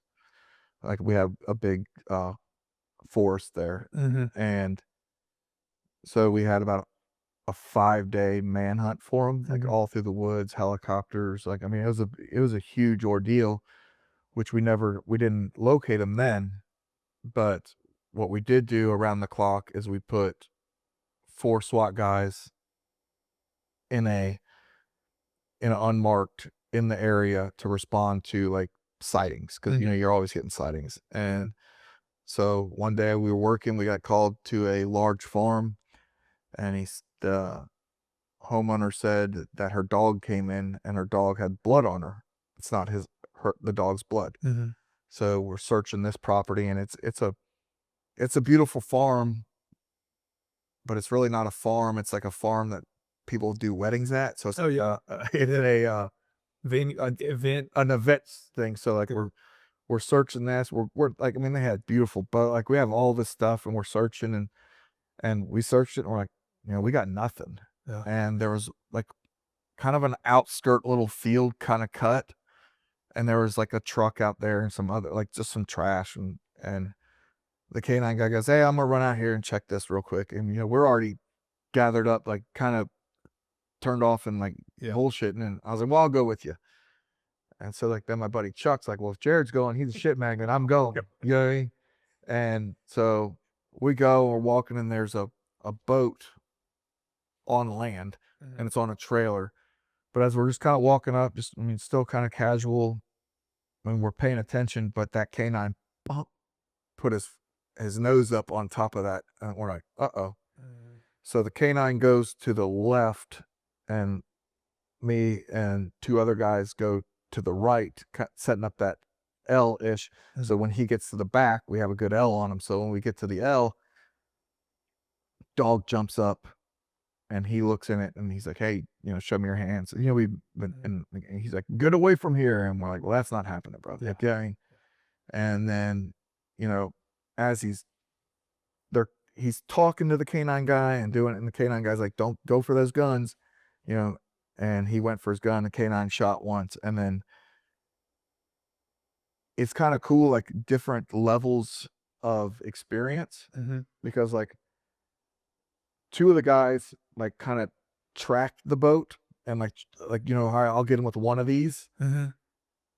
I kind of was like sitting there, I was like, and I was, more experienced, like just an older guy on the team too. And I was like, all right, he's right there. And I just, instead of like one round hitting the fiberglass, like I was trying to drill a hole in it with maybe the first couple, treating it like a windshield. That's Mhm. kind of how my mind was. Like, I got to put P for plenty in this thing, and I got to put it into one group. And I think he's right there, Mhm. which worked. And we got him. But, and so that was a really cool shooting. And then like, so we did that, you know, team leaders came up, "Hey, we're gonna back off this. We don't we know we probably hit him, but we don't Mhm. you can't see it's in a boat, like he's Mhm. down in it." and we're not going to poke our head over and start looking, but we're also doing woodland searches. We don't have mirrors, we don't have cameras, we don't have all of our equipment. So it's like we came back, and and this is just where it gets to kind of where training, I fall back behind. Cool. And they're like, hey, well, we're gonna do, at first we're gonna talk about moving up and doing like an app, right? Mhm. So what do I do? Tack reload. Like, I mean, like, and that wasn't like a thought thing. I was like, all right, training, just like, Mhm. hey, let's get a fresh mag. We're about, there's a lull in this fight. We don't know if it's over. So like, let's just get like, people don't do tack reloads and don't talk. I'm like, Mhm. man, it's a real thing. Like it happens. Yeah. Um, so, then we had to end up, because of how it was, like none of our equipment could get out there. So we had to fly a helicopter over him to like look down in him, Mhm. and he was dead. But Mhm. so I want to go back to so well, any of them, but did you ever have any I've had a lot of guys in here that have been in just these, awesome stories like that. Like that second one's just insane. Everything that happened there. But they still have these they still kind of critique themselves, I guess. oh yeah, yeah, for sure. There's always something you could do better. Yeah. Like if we're like in that the first shooting, I don't know if there's anything I could have done better. Like Yeah. I mean, I hit what I was supposed to hit. I shot at the opportunity of being Mhm. shot. That was just kind of how it is. The second shooting, I feel like I was ambushed. Mhm. You know what I mean? So the only thing that I could look back and maybe think I could do better was, at the time I was doing mixed martial arts. Mhm. I played football and like I like going to the ground. Yeah. I'm very comfortable on the ground. So pulling him back and trying to tackle him was, or like being up close, and I wanted to be close to him, not distance, because I didn't want to get hit with a haymaker. Mhm. You know what I mean? Mhm. Mhm. So what I probably should have done is ran up and pushed him and let him fall forward, maybe dislodging the gun, maybe Mhm. just creating a little bit of distance so when he draws it, I can. But I mean, that's really the only thing I can think of Mhm. in that, because, once you get ambushed, the only way out of it is to fight through it, Right through you it. know? So, Well, it sounds like you're pretty healthy about it. I know there's a lot of guys who actually kind of get down on themselves. Even when looking from the outside, it's like, man, that's a great deal. yeah, They pick it apart, and a couple of them, it's been took a long time to kind of get over that. I haven't been involved in a shooting where, like, I'm like, "Man, I wish, like, I Yeah, all mine have worked out by the yeah, grace of God, like, well." yeah. Did your brother? So another question I had was, how did your brother? Did it affect your brother at all? Because I know, a lot of times when it's not you, but it's somebody who you really are close to, or especially if your brothers, Yeah, did that. um, I'm sure it affected him some. He's now with the DEA, so, Okay. he was federal, but when he worked for JSO in my first shooting. By the time I was shot, he was already Would be with it. DEA. Yeah. So, but he's always been a cop's cop. Like, I mean, he knows Yeah. how to handle business, and Yeah. he's a realist. He knows that, you play with snakes long enough, you're gonna get Yeah. bit. Like, Yeah. you just do these things. So my last shooting that I was in was, I mean, it was funny because it was like, a lot of times, people say, hey, you don't get to warm up or whatever Right. before a shooting. It was actually, we were leaving the range from a SWAT training day, and as we're leaving to go get burritos, like, everyone always calls me, like, the dealer of death or whatever, but it's my wife, because I was talking to my wife again on the phone, and, um, this car pulls out in front of us, and we're in an unmarked Tahoe, and we're like, all right, going to lunch. So, Yeah. everybody's got the blinders on, like, Right. la, la, la, like, we didn't see that. We're going to get burritos, not a big deal. And man is like, um, we're just still going. The truck's driving like an asshole, Yeah. and it comes out, passes people, and like, and so we're like, what the hell? So we're like, my sergeant's driving, so he's speeding up a little bit. Like, what's this guy doing? Then all of a sudden he like comes out, and then fucking just slams into the side of a car. And we're like, all right, that wasn't an accident. Yeah. Like, and then he does it again and hits it, and the car flips off and is over here. he goes and spins and he ends up on like his side flipped, and we're like, oh shit. And so we get out of the car. I got a rifle. I'm moving up. The woman's in the back seat, like, you know, as I'm passing her car, she's like, he's trying to kill me. He's trying to kill me. That's my ex-husband, you know. Oh, And I'm like, all right, just stay here. So then we get to the car, you know, he's kind of dazed, and the car's on the truck, it's on its side. So I'm mhm, like talking through the back window, right? mhm, And, you know, we're talking to him, hey, put your hands up, blah, blah, blah. And he's like, hey, um, you know, is she dead? Like he's dead. Is she dead? Is she dead? And I'm like, no, she's good. Like we're kind of talking to him. mhm, My sergeant and another teammate are kind of working their way around to the front. So I'm like, hey, you guys got him? They're like, yeah, we got him. I was like, I'm gonna go check on her. So like I run back there. I'm dealing with her. I had to rip her, like the car doors open, and like I'm mhm, talking to her, and she's like, hey, that's my husband. I have a restraining order against him. He's trying to kill me. He's got a gun. Like, there's no doubt about it. And I was like, I'll be back. you right back. So I run back to the car. I come around the back, and I tell them, hey, this is her husband. He's got a restraining order, and they've now moved behind, like kind of with me, and we're gonna app him. But he's still sitting there like this, Yeah.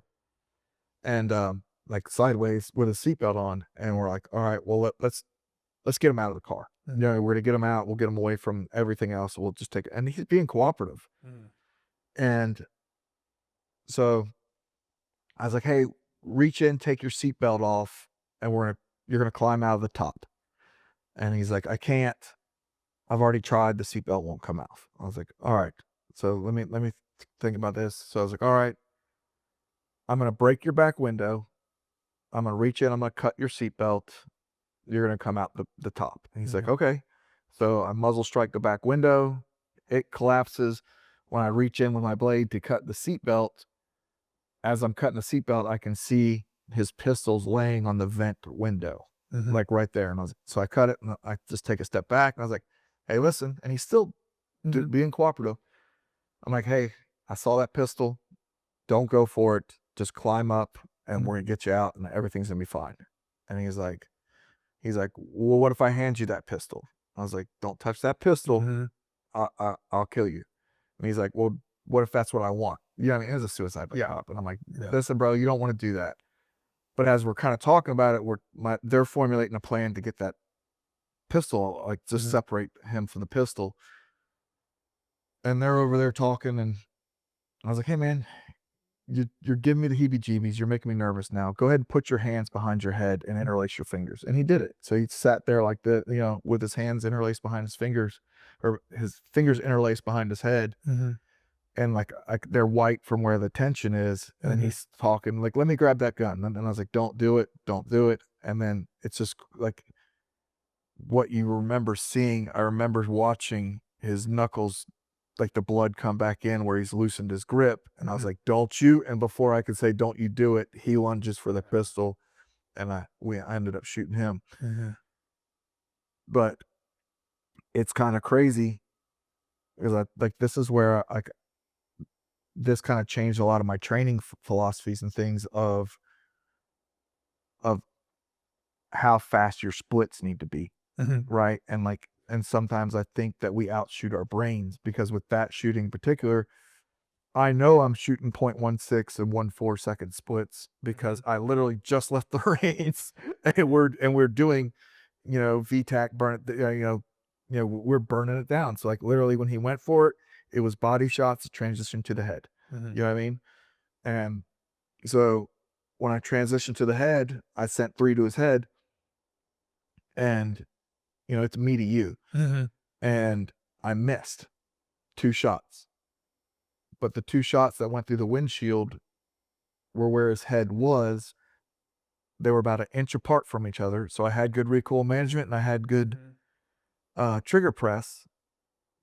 And when I think about it, I don't ever remember the dot not being on his head. On his head. Mhm. So what I think is I sent 2 rounds before my brain realized that he was down, Yeah. and I outshot my brain. It was Mhm, faster than that point, you know, the 0.25 second, you know, reactionary time. And mhm, it wasn't a big deal in that shooting, but I always look at that like, what if that was a dude in my hard corner and I sent 2 rounds through the drywall and I hit a teammate on the other side you know what I mean? Mhm, And mhm, it didn't those next 2 shots wouldn't have made him any more dead. I hit him with the first, he was dead. You know what I mean? So mhm. you can't be extra dead.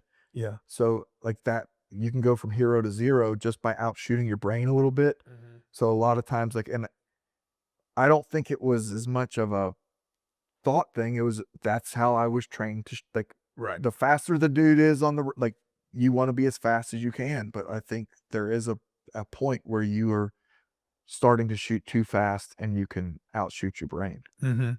So, So do you bring that into training now? oh yeah, for sure. Like pistol, rifle, Mhm, I don't ask students, not saying that you shouldn't have the capability to go fast. Like I will still do like a fast build drill because that mhm, tests my grip, it tests things, but I'm always ending with a real drill that I mhm, don't shoot anything faster than quarter-second splits, mhm, pistol or rifle.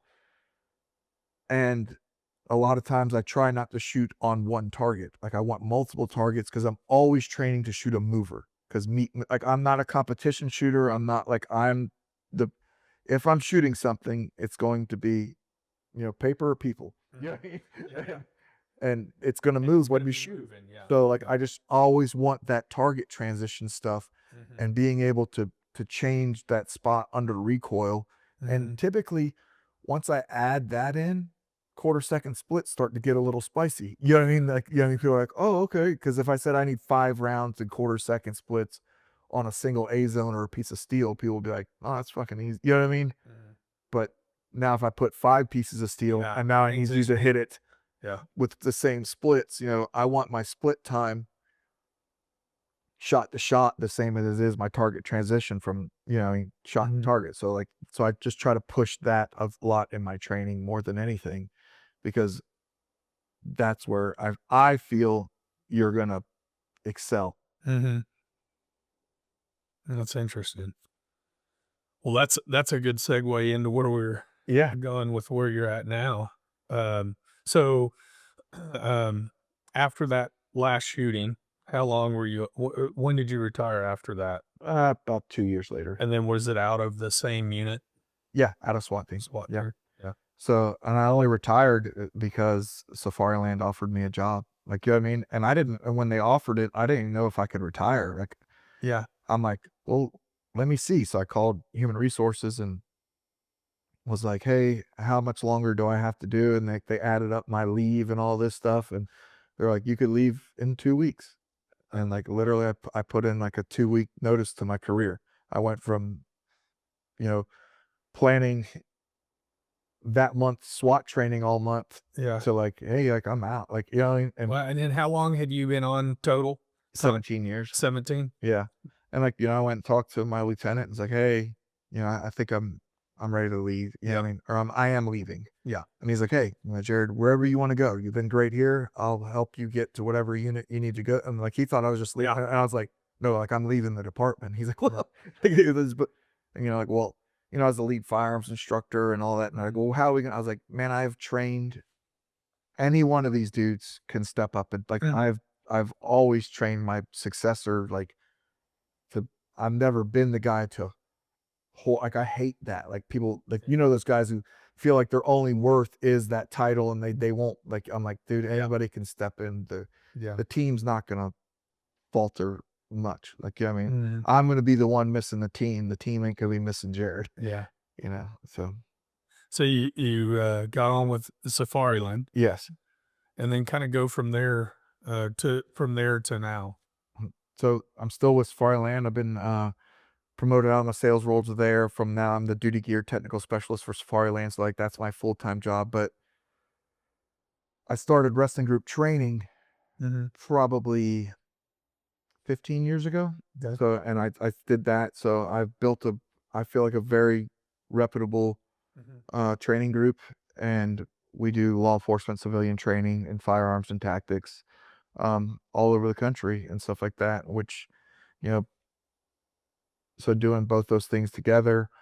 Um, I've also now teamed up with Ridgeline Defense and Manufacturing, and we're manufacturing rifles and doing training all over the world for people. And we have now 2 training facilities, one in Dalton, New Hampshire, and one down in Baker, Florida. So we have a north and a south training facility, and putting out great information and still doing God's work, I guess, like trying to help Yeah. the next generation. Yeah. Yeah.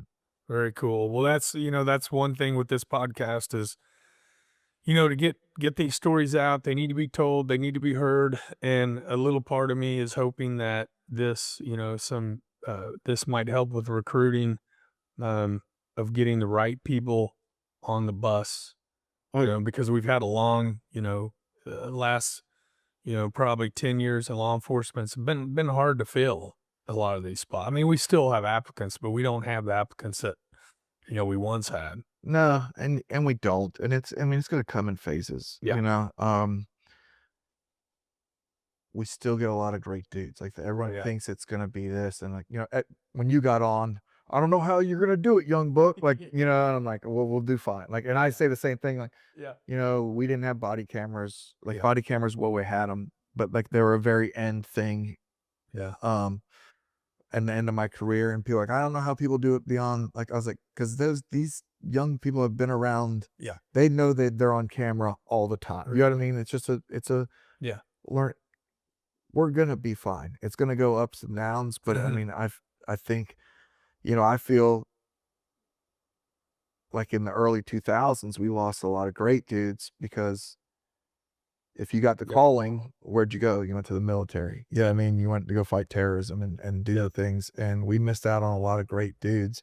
Yeah, we did. But that's gonna come back, and it's all kind of ebb and flow, and all this wokeness and stuff is it's gonna run its course, and Yeah. people are gonna have to say, hey, this doesn't work. And I think it's already kind of starting to 100%. get there. Yeah. Yeah, it's coming back, and these police chiefs who work for a woke, like it's just it's dangerous, and people recognize it's dangerous, and their cities are more dangerous than what it was, and it's gonna come back. Yeah. The pendulum has to swing. The 60s were, we had a lot of protests, hating the police, hating the establishment, hating the government, hating, soldiers coming back from Vietnam. And, it was a dangerous time for us back then. A lot of bombings and things. And we're going to see it, but we're going to make it our way back. Yeah. You can't keep a fighting man spirit. You know what I mean? Like we're always going to have a fighting man in America and do that. It's in our DNA. Our DNA. Yeah. I mean, it's going to happen. Yeah. And like, that's like when I talk about like some things, like when I talk about like my shooting, like, hey, with my mindset, and this is what I did. And, me visualizing killing people, me visualizing being shot, like there's nothing wrong with you if you do that. Oh yeah. You know what I mean? Like that's a real thing. Like people will say like, oh, well, that's crazy. Listen, you wouldn't say Michael Jordan's crazy for visualizing his game. Yeah. Right? I visualize my game, and my game is a high stakes game of death. So I have to visualize winning and and it's not always winning, like an officer involved shooting. I mean, people like sometimes people are like, oh, I've been in this. I'm like, officer involved shootings are one thing, dude. Gunfights or how hard was that shooting? What did you like? You know what I mean? Did you have a lot of stress? Because sometimes it's just a dude getting out with a gun. You know what I mean? And you like my last shooting, man, that was the easiest. That was just a day on the range, and I'm just doing my job. You know what I mean? And not a lot of thought. He made the decision, and it was over for him. Yeah. So, and just talking with guys like after that, my third shooting, I was talking to. He was a SWAT guy with me. Then he got team leader. Then he was our TAC, and he promoted up. He ended up being our undersheriff, and he's a great dude. And he's a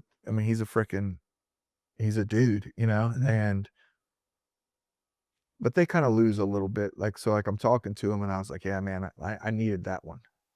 And he's like, Jared, you never need shooting. So like he got like very like chiefish, like Yeah, you know what I mean? Like yeah. he's like, you never need to do that. Like, you know, it's not a and I was like, people around me count on me to do my job. And I always thought I'd be able to do my job, Mhm. but after being shot and being like, you know what I mean? Like, Yeah. does that affect you? Did that make me Mhm. not be able to do my so like I needed that. Like it was just a comfort. All right, Mhm. cool. I answered the bell at round 2 also. So like, Yeah. yeah, I mean, it was another first shooting for me. It's Mhm. kind of how it was. Like I was, you know. Well, there's always something I remember mine before mine, I used to always, finger off the trigger, especially when you're doing entries and Yeah. all that. And I just always, before mine had wondered, man, like, am I gonna be able to get on it fast enough? Yeah. You know? And when that time came, uh I found out very quickly, yeah, you can you Yeah. can Oh, get on yeah. it as fast as you need to, and it was kinda like that. It's kinda like, "Oh, okay, I answered that bell, like Yeah. that, like I performed and I did it, and I did what I didn't know was possible through training." Right. I mean, you played the game. Yeah, Yeah, I mean, it's again, it's hard to train for a game that you may never play, yeah, but you gotta yeah, you gotta practice. You gotta train. yeah. Man, I really appreciate you coming. It's been an honor to have you here, Man, thanks. talk to you. Your story is amazing, and that's one thing I was gonna say earlier.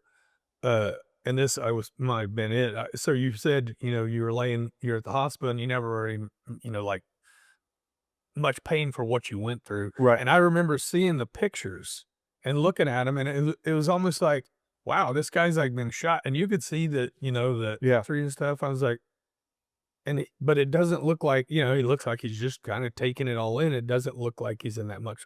I mean, like I said, you're in pain, but from what you went through, the pictures I saw didn't depict what I was imagining. And Yeah. I don't think I portrayed it. And I tried not to. Like every Mhm. picture that you've ever saw of me or when Like a like couple of them, always I was always did that or a Mhm. thumbs up. Like, Yeah. you know what I mean? Like I just did it Yeah. because even when like you said in the hospital, we took over that trauma center. Mhm. So they're wheeling me around to go get like this x-ray before I go to and this and like everybody would see me and I would always cuz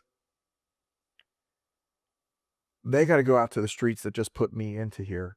They don't need to be worried about Jared Reston. Like you worry about your job, go do work. You know what I mean? And I'm gonna be fine. Like that was like that's how I always did it. And like I on my pad of paper, I don't remember doing it. It was sometime on that Sunday or Saturday. I wrote on a pad of paper, and this is kind of cool because it kind of knows where subconsciously what you care about, right? Mhm. So the first thing I asked is my mom okay?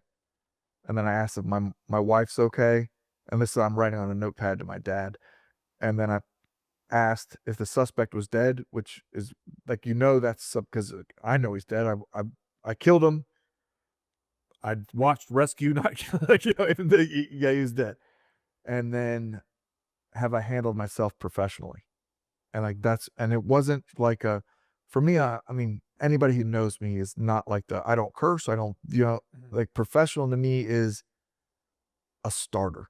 Like, Mhm. I think I got it from, like, my sports, like, anytime you moved up and from middle school to high school or what you wanted to become that starter, high school to college, you want to be that starter, and, man, that's what training does for you. It makes you a starter. You're preempting everything, Mhm. so, like, I was taking classes when I was a bailiff, like, fighting classes and things like that, and, like, I'd go to the academy and, like, they're putting on these classes and they're like, I've never really had a bailiff in here. Yeah. I'm like, well, I want to be that starter when I come out.